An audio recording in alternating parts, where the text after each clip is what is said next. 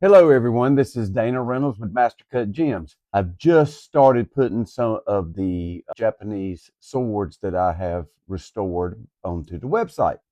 Labor of love, 17, 18 years doing it. And you learn that you pretty much have to start making everything because the price to get anything made for these blades is just a little bit out of my realm of being able to pay for it. You know, when you're looking at a habaki, it's going to cost you 200 plus. A suka, just the plain suka, is going to cost you 150, $200. Let's say you $400 to $500, and then a basic foundation polish is pretty much going to run you $50 an inch. That's about the lowest from all my friends that I know that polish. So to put that all into perspective and everything, I'm not making anything off these blades. This is a labor of love. I love restoring history to a point to where it's functional and usable again, because a lot of these that I get, no polisher wants to fool with them because nobody's going to pay them for it. But be that as it may, dummy me, I jump in and I'm all in. So just to give you an idea of what these things look like when I get them in, this is basically a blade that I've done run through one stone just to get the heavy rust off. You can see all the chips in it, and I dip it in apple cider vinegar. The acid shows the differential in hardness, so I can see if it's worth even polishing, if I have Hammond, if I have Boshi, all those things. So that is like one blade that comes in. That is actually pretty nice compared to some I get in. And then here's another one that come in that is basically a beast. It is so hard that it rings on an 80 grit. So I know it's going to be horrible to polish because it's going to work the living crap out of me getting the scratches out. But this is already run through. So, and then dipped in apple cider vinegar so I can see the differential in hardness. And then I will start to work on it, making sure there's no hagiri, make sure that there's Hammond all through the ha and through the boshi and all that stuff. So this is pretty much what it looks like when I get them in, if not worse. So once you do that and remove the heavy rust, dip it, make sure that you have a healthy blade, no fatal flaws, then you can start the polishing process. You'll probably start out, depending on how severe, 80 grit. Removes chips, deep rust, all the stuff. And you also have to look at the blade. How thick is it at the nakago? Can it handle another heavy polish? Lots of things to consider. I probably got $3,000 worth of Nihanto and Shitagi polishing books, and talk to numerous polishers, Japanese, other countries, and just talk to them about all the different things that you're going to run up on. I'm a minimalist. I take no more than I have to because I want to preserve the integrity of the blade and its history. Okay. Once you go through and create a foundation polish similar to this one, which has already been through Arato 80 grit and Bensui dough. This is a signed Wakasashi. Then you have a blade that looks like this. You've gotten all the chips out, the heavy rust out, still got a ways to go. It's a signed blade. And at that point, you start making the saya and the suka. Your suka starts out like this: two pieces of hard rock maple cut to the length of a suka for that type of blade. You have to mark out your tang or your nakago into the piece. And hard rock maple, you got to use a Dremel with a burr because you're not going to chisel it. The sharpest chisels I've got will shave you, and you will hurt yourself, or you'll tear your wood all to pieces trying to do that hard stuff. So you use a Dremel with a high-speed burr, and you cut it out a little shallower, and then you fine-tune it to where it just barely slips in and stays snug. No rattling, all that. You don't want it too tight because if you pick up moisture in the wood, then it swells and then you won't fit your nakago any longer. Then you'll take a piece of, this is bass wood, not free, kiln dried. Get it from my furniture wood supplier because it's similar to the hoe wood. It doesn't have sap in it to cause rust. It's a soft wood. You can use your saya chisel to carve it out to the exact shape. making sure nothing touches the cutting edge or to scratch the blade. Everything just pretty much rides on the Moon A when you put it in. So after you do that, then you go in and you glue it together and then you shape it. I always put a sterling silver collar on the end. It can be glued in later.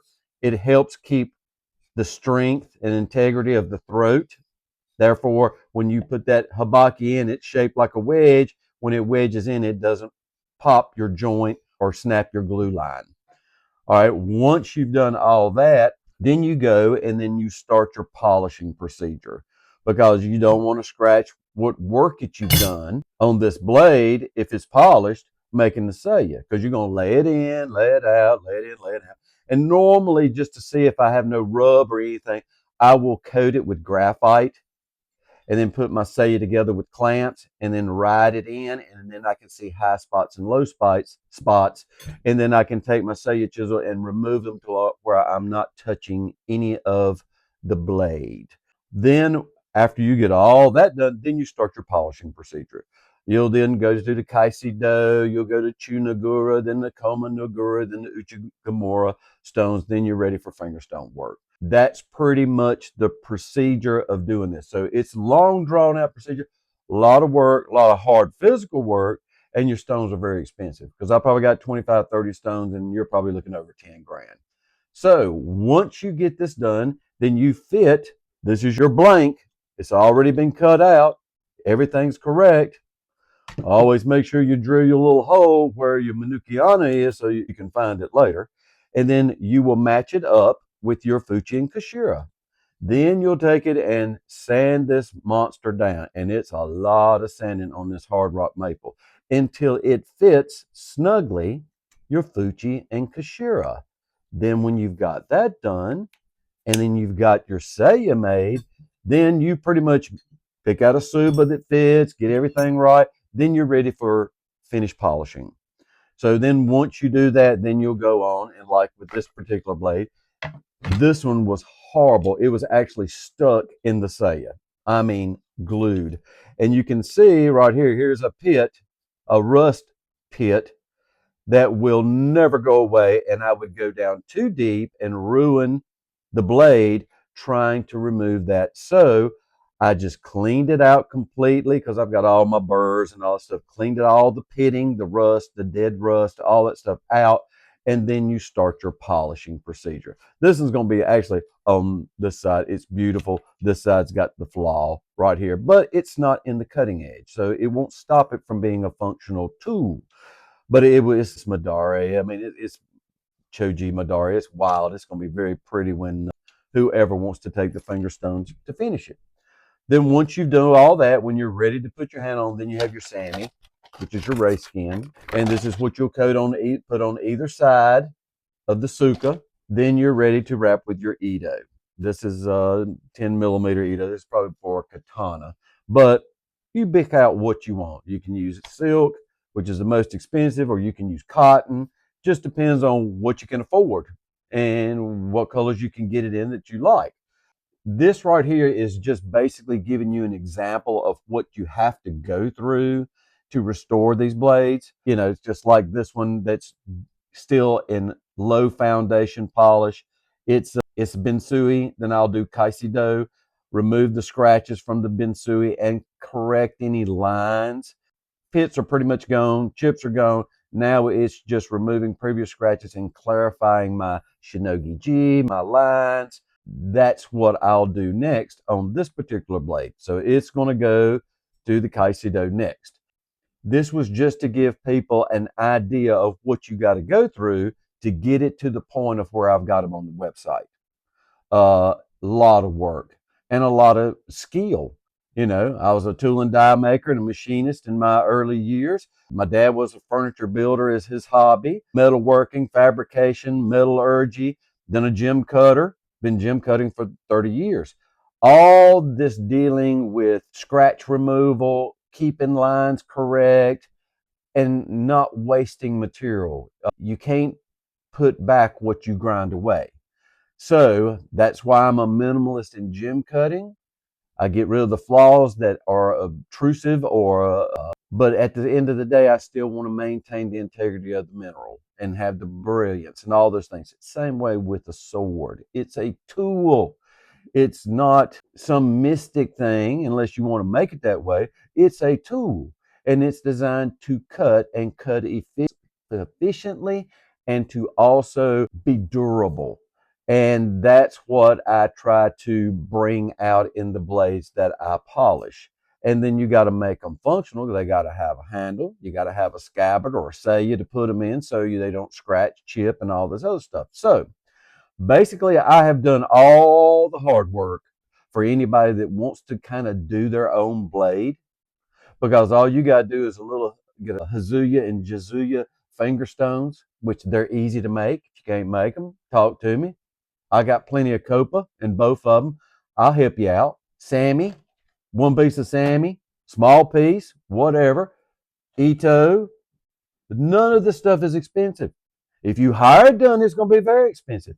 And it's not rocket science. It's easy to do. It just takes reading, knowing what you do, and a little practice. So that's why I've got them to this point, because if I do art polish on all of them and I do all the Ito, the Sukamaki, and all this other stuff, it's going to raise the price about $500, which would have to be because I'm going to have that much time in it. This is the end of this video, but I just wanted to explain to everyone what you have to go through to get them to the point in which they're on the website now. I just wanted to make this little video for the purist or the common person like myself who just wants a 3, 4, 500-year-old authentic, traditionally made Japanese blade and not have to pay a fortune for it. Thank you very much for all the support you've given all me and Rochelle throughout the years. And I'm still cutting gemstones. That's how I make my living. Have fun, ask questions, enjoy making your own blade better. And thank you so very much for your support. And we look forward to talking to you soon. Thank you very much.